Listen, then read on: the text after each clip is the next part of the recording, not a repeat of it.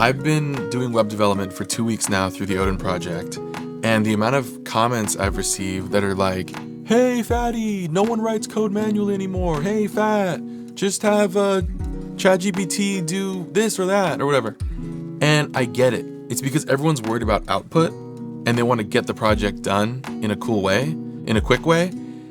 And I understand that, and that's the goal for a lot of people, but I just wanted to clear up what I'm doing here. So I'm learning development really intensely, around 6 to 8 hours a day, and I've done so for the past 2 weeks. The goal is not to get hired as a web developer. I don't have any aspirations to get hired as a programmer. I'm just learning this for learning's sake. So the goal is deep acquisition of the skill rather than outputting a key project or a specific amount of code. So here's the fun argument that you can yell at me about. This is what I really think. AI tools should only be used up to someone's comprehension level. And if they're used any higher than that, a huge amount of the learning goes away. It creates a skill ceiling. Because if it's outputting something I don't understand, I've now lost the ability to make any judgments about it.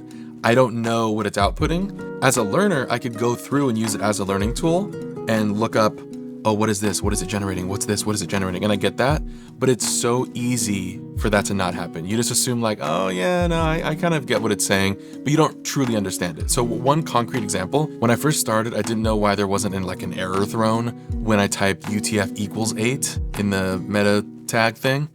And I didn't know how I was supposed to detect that was an error.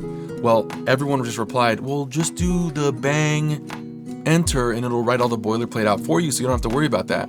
Well, that breaks my rule because one of the lines in there is something I don't understand. And the reason I don't understand that is because in the Odin project, which is where I'm learning web development, they said, you're not going to understand this line, but that's okay because we'll talk about it later.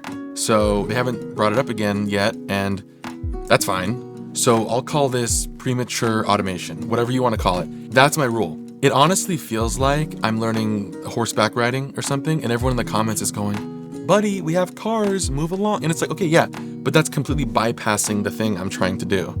The thing I'm trying to do is some kind of specific learning for learning's sake, and then that all gets washed away. You don't learn how to ride a horse intuitively by driving a car. There's a lot of problems with that argument, but that's what it is. The main thing though is that I feel like if I start using AI for output, there's an inherent dependency on it immediately, and I'll start to degrade in some fashion that I don't want to have happen. So I appreciate all the people saying use Cursor, use Copilot, use Claude Code, but for at least right now, I'm not going to use any of those tools.